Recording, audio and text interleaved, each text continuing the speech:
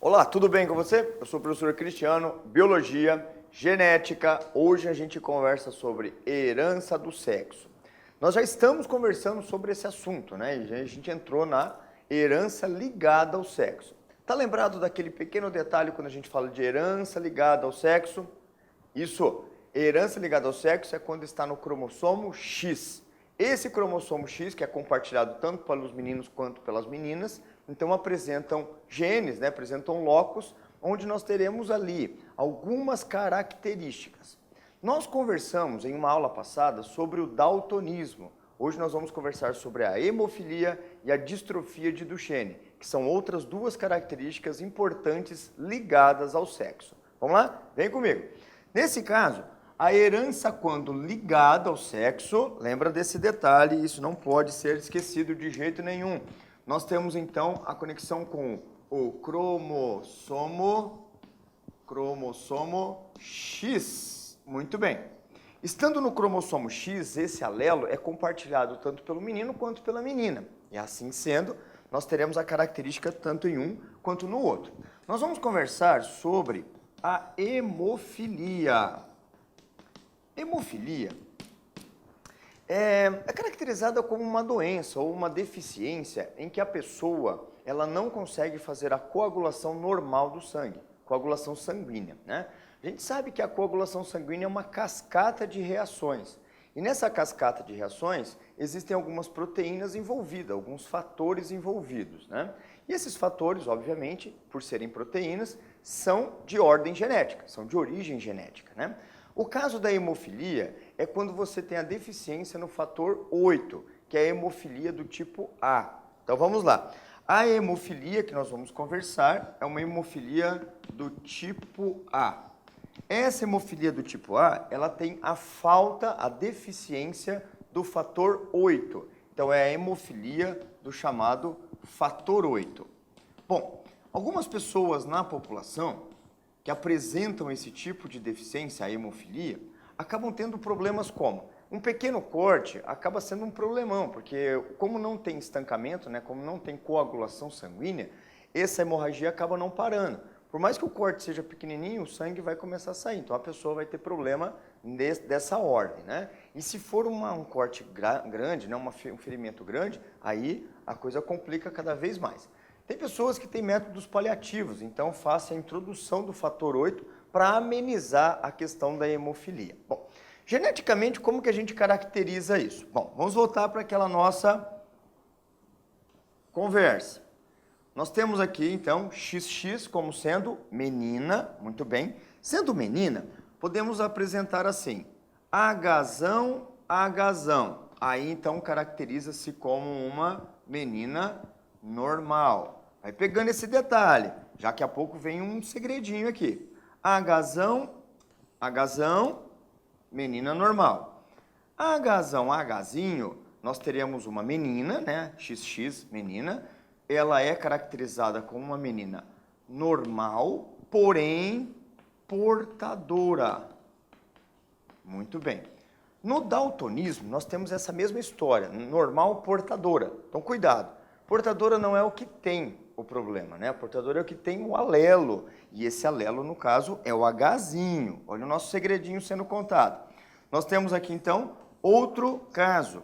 Hzinho, Hzinho. Essa é a menina hemofílica. Bom, hemofílica. A hemofilia, portanto, é de caráter dominante ou de caráter recessivo? Qual que é o fator que determina? O alelo dominante ou o alelo recessivo? Muito bem, esse é o alelo recessivo, tá? Captou a mensagem? Esse então, ou essa então, é uma herança ligada ao sexo do tipo recessiva. Então é um caráter recessivo. Professor, daltonismo também tem caráter recessivo. Lembrou? Legal. Também é de caráter recessivo o daltonismo. Bom, aqui nós temos as meninas. E os meninos, como que eles se caracterizam? Bom, meninos, como a gente sabe, tem X e Y. Por ter um X apenas, ele pode ser Hzão, caracterizado então como um menino normal, mas ele pode ser Axim, ó, XY, e assim sendo, ele é Hzinho. Nesse caso, o menino é hemofílico. Hemofílico. Fílico. Nesse caso, nós temos uma compatibilidade entre daltonismo e hemofilia, no sentido genético, nada a ver com as características, né? Então, os meninos têm a mesma história. Para ser hemofílico, basta ter um X recessivo, que é o Hzinho. No daltonismo tem o Dzinho, né? Então, nesse caso, Hzão é normal, Hzinho. Por isso, né, pela questão mais óbvia possível aqui, é que os homens são mais numerosos quanto à característica hemofilia também, assim como o daltonismo, né, que a gente conversou já. E nesse caso aqui, para as meninas serem hemofílicas, errei aqui, hemofílica. Para a menina ser hemofílica, é necessário que tenham 2 alelos. Então, a chance de herdar 2 é menor, né? Nesse caso, a chance de ser hemofílica da menina é muito mais difícil do que o menino. Mas cuidado, existem mulheres hemofílicas. Aí você pensa, professor, mas a mulher hemofílica, e no dia da menstruação, como é que acontece? Chega na puberdade, como é que vai acontecer? Bom, aí é um caso à parte. Aí é um caso que tem que ser tratado de uma forma específica. Meninas hemofílicas, quando chegam na puberdade, então tem que ter um acompanhamento médico muito mais rigoroso, né? Muito mais próximo ali, para não ter problemas, né, durante o fator hemorrágico, porque a menstruação é uma hemorragia propriamente, tá? Bom, como que isso é tratado agora em casos de casamentos, né? Que a gente está falando em pessoas, então a gente faz casamentos de pessoas e não cruzamentos, né? Então, essa caracterização aqui, tá tudo bem? Captou a mensagem? Vamos para frente. Para que a gente tenha, assim, uma boa descrição, você tem que tomar muito cuidado quando se pede, assim, ó, qual é a probabilidade, né, de um casal onde a mulher é normal portadora, casada com um homem normal. Como é que a gente pode desenhar isso, tá? A gente faz assim. Nós temos, então, a geração parental, onde a mulher, ela é normal portadora. Ou a gente pode descrevê-la como heterozigota, né? Então, uma mulher heterozigota para a hemofilia, viu só? É a mesma coisa.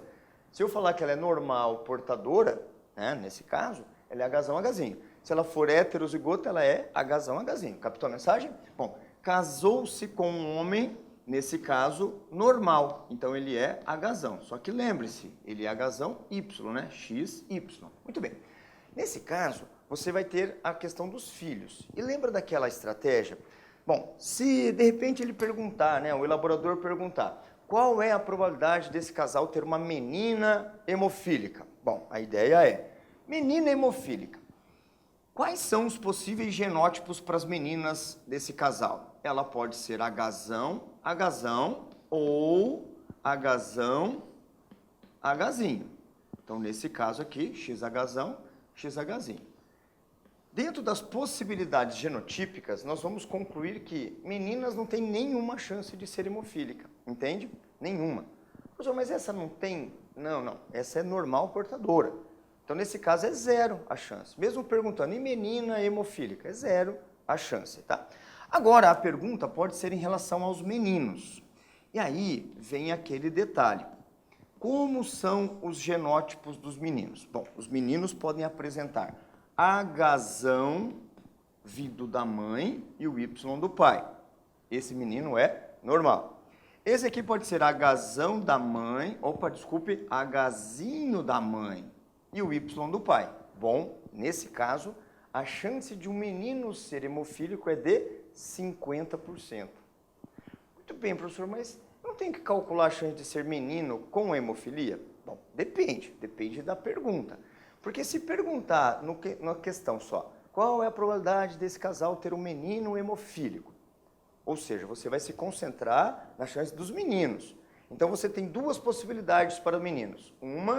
2 possibilidades. Dentre as 2 possibilidades, uma então 50% de chance. Agora, se a pergunta for com os fatores independentes, tipo a chance desse casal ter um menino e este menino ser hemofílico, Veja que muda a perspectiva da pergunta, né? Então, a chance desse casal ter um menino e este menino ser XHzinho Y. Veja que mudou, porque nós temos agora dois fatores que estão independentes, um e outro, porque a redação da questão foi assim, né? Então, aí você faz, a chance de ser menino é de 50%. A chance deste, sendo menino, ser hemofílico é também de 50%. Captou a mensagem? E assim sendo, a gente usa aquela regra do E. A regra do E, quando nós temos, então, é uma multiplicação. E a multiplicação dos fatores nos dá a resposta de 1/4. Aí vira 25%. Então, a gente tem que tomar muito cuidado com a forma com que a pergunta foi feita, tá? E assim sendo, você consegue resolver tranquilamente, tá? Daltonismo e hemofilia tem algo muito compatível ali na questão dos resultados, tá? Então, eu creio que se cair uma ou outra, você acaba tendo a mesma forma de resolução, ok? Vamos para mais uma característica que agora é chamada de distrofia muscular de Duchenne. A distrofia muscular de Duchenne, ela tem um mesmo caráter genético do que o daltonismo e do que a hemofilia. Ou seja, é um caráter recessivo, ok? Nesse caso, esse caráter recessivo, ele tem um detalhe que eu vou contar para vocês ao longo da explicação, tá? Exemplo agora, então, é a distrofia de Duchenne, tá? Distrofia muscular de Duchenne. Como nós estamos no esquema, tá? Na sequência, atenção, na sequência de herança ligada ao sexo, tá? Esse é o nosso tema principal, herança ligada, é o cromossomo X. Então, esse caráter também é ligado ao X, ok? Nesse critério, né, a gente tem tanto para o menino quanto para a menina. Muito bem. Essa é uma herança recessiva ligada ao sexo, tá? Então, é de caráter recessivo, né? Recessivo. Vou escrever aqui para ficar bem claro, né? Ligada ao sexo. Fechou. Aqui, então, nós teremos uma mesma distribuição, as possibilidades, né? Bom, aqui nós podemos ter, eu vou colocar o A, no caso, né? Poderia colocar um M de muscular ou D de Duchenne, mas aí fica muito semelhante a daltonismo. Então, vamos ter aqui um detalhezinho. Eu vou colocar M, tá? De muscular. Hemão para menina normal. Hemão, agora vem o heminho, tá? Ó, heminho para menina portadora. E aqui nós temos o heminho com heminho. Vamos descrever então como é que é? Nesse caso a menina é normal, muito bem. Normal.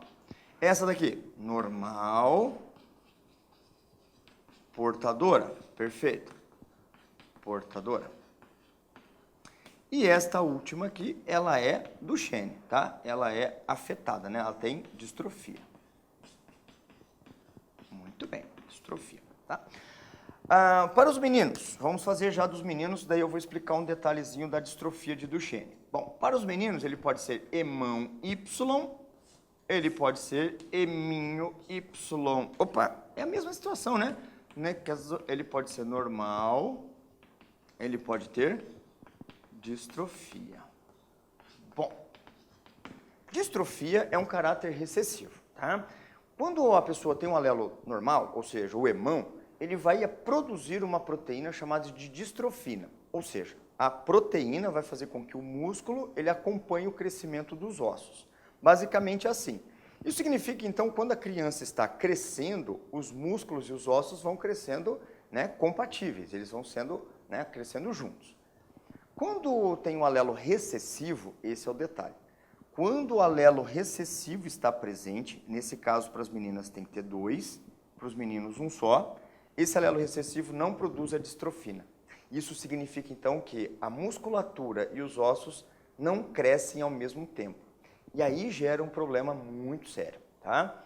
Bom, a criança começa a manifestar essa doença por volta dos 2 anos de idade. Então, entre 2 e 4 anos de idade, a criança já começa a apresentar sintomas de uma forma bastante clara. E que sintoma é esse? Bom, primeiro vem as dores, né? As dores articulares, as dores de movimento. Depois vem aquele processo já um pouco mais triste, um pouco mais grave, que a criança começa a perder certos movimentos e começa a ter um entortamento assim dos membros. Então o membro começa a ficar meio torto. Fora a dor, tem essa parte também de perder os movimentos, né? De ter assim os membros tortos. E assim sendo, a criança vai perdendo os movimentos, chega por volta dos 6 anos, 7 anos, essa criança já está com os movimentos bastante limitados, entendeu? E assim sendo, ela vai ficando cada vez pior. Chega por volta dos 10, 12 anos de idade, essa criança já está fadada à cadeira de roda, né? Um processo vegetativo. E assim, na adolescência, acaba entrando em falecimento, tá? Isso significa que a criança, ela não consegue chegar na fase adulta. Então, não chegando na fase adulta, ela não terá filhos, entende? Não tendo filhos, vamos ver como é que acontece, no caso, as possibilidades, né? As possibilidades dos filhos desses casais, ou do casal em si, tá? Bom, tendo um casamento aqui entre uma mulher normal e um homem normal, quais são as chances de desenvolver um filho com distrofia, tá? Vamos lá. Então, nós temos aquele mesmo cruzamento, ou melhor, casamento, né? Quando a gente fala em pessoas, a gente fala de casamento. Uma mulher normal, portadora, casa-se com um homem normal, irmão, Y, tá? A pergunta é, qual a probabilidade, possibilidade, desse casal ter uma menina com distrofia de Duchenne? Vamos lá. A menina, para ter distrofia, tem que ter 2 M's, né? Eminho, eminho. Então, nesse caso, ela vai apresentar irmão do pai, irmão da mãe. Beleza, sem problemas. Ela vai apresentar o irmão do pai e o eminho da mãe. Muito bem. Mesmo tendo o eminho da mãe, ela continua sendo normal, normal portadora. Muito bem. Então, nesse caso, a chance de ter uma menina com distrofia de Duchenne é 0. É 0 também. Assim como a hemofilia, também é 0, aqui também é 0. Para o menino, vamos lá.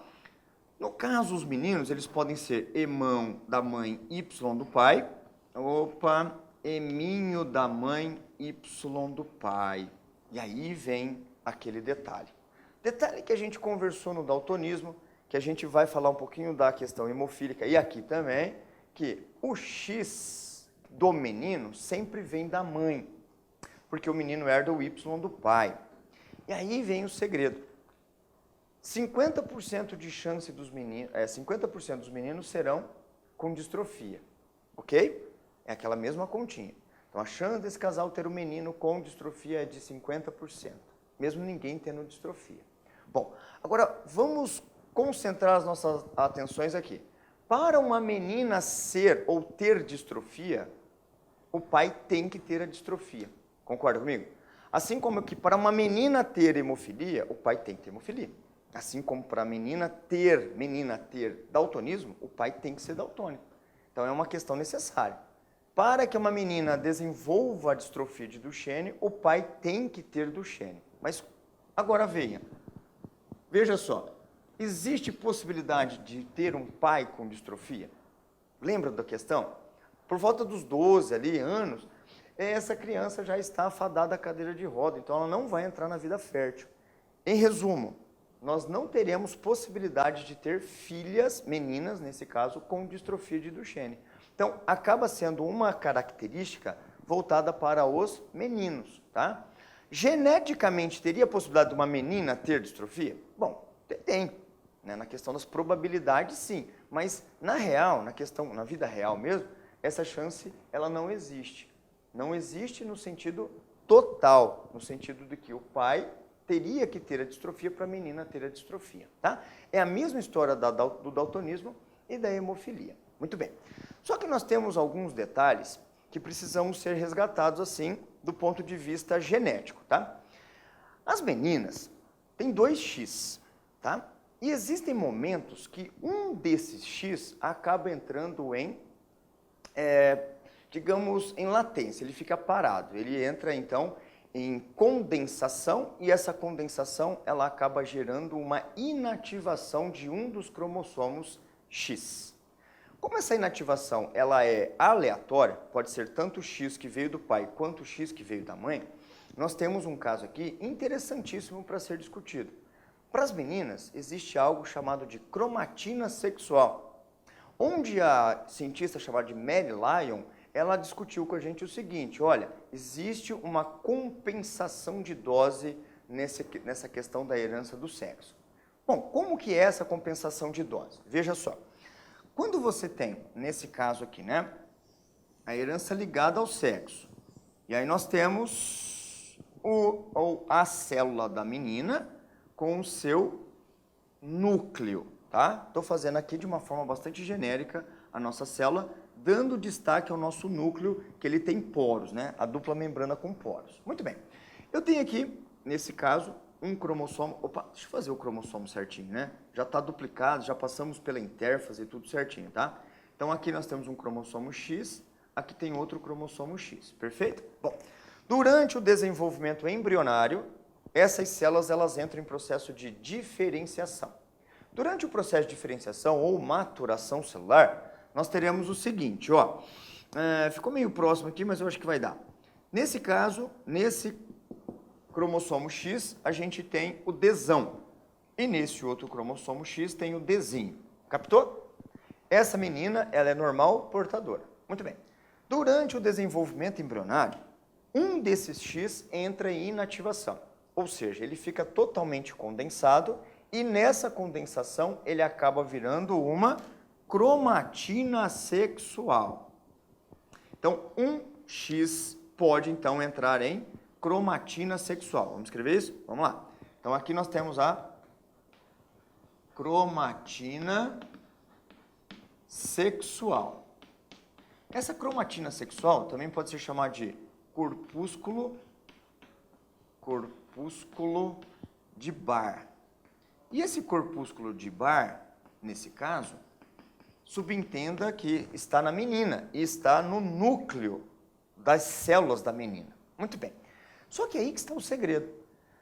Se porventura o XDzinho ficar inativo, quem está ativo é o XDzão. Então, nesse caso, essas células da retina, nesse caso, estarão com a visualização das cores normais, que a gente está falando aqui de daltonismo, tá?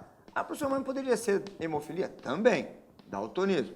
Poderia ser distrofia de Duchenne? Também. A gente vai fazer de forma genérica, mas tendo um exemplo, tá? Então, nesse caso, se inativar, ou seja, se o cromossomo XDzinho virar uma cromatina sexual, um corpúsculo de Barr, isso aqui vai dar o caráter normal para essa célula. Agora, pensa o contrário. E se for o XDzão o inativado? Quem que fica na história? O XDzinho. Só que esse XDzinho, ele é daltônico. Isso significa que esta célula é daltônica. Entende isso? E se essa célula é daltônica, nesse caso, a mulher vai apresentar um daltonismo, que é chamado de daltonismo parcial. Existem casos em que a mulher, no caso, né, tem um olho que enxerga cores normais, né, e outro não enxerga cores, ou seja, um olho é normal e o outro olho é daltônico. Essa é a ideia, porque existe essa compensação de dose. É a hipótese de Lyon, tá? Hipótese de Lyon. Lyon é a Mary Lyon é uma mulher, nesse caso, né, que ela falou o seguinte, compensação de dose. Compensação de dose significa que, como os homens só têm um X, as mulheres também só precisam de um X para funcionar, nesse caso, na questão sexual. Captou a mensagem? E assim sendo, um dos X acaba ficando inativado. E aí, dependendo qual é o X, a característica, então, pode se expressar de forma parcial. Isso funciona para a hemofilia também. Nesse caso, a hemofilia é o fator 8, né? Tem mulheres que têm uma coagulação sanguínea deficitária. Ela no caso, ela tem coagulação sanguínea, só que a coagulação acaba demorando mais do que o normal. Isso leva a uma hemofilia parcial. Na mesma história, no mesmo raciocínio, tem distrofia de Duchenne. Tem casos que mulheres têm a musculatura em parcial distrofia, que não acompanha, né? Tem algumas dores articulares e assim por diante, tá? Então, dentro da cromatina sexual, nesse caso, que são as meninas que vão apresentar, tem esse tal, no caso, daltonismo parcial, hemofilia parcial, distrofia parcial. Beleza? Então, assim sendo, nós conseguimos encerrar aí as heranças ligadas ao sexo, né? Daltonismo, hemofilia e distrofia de Duchenne. Beleza? Te espero na próxima. Valeu!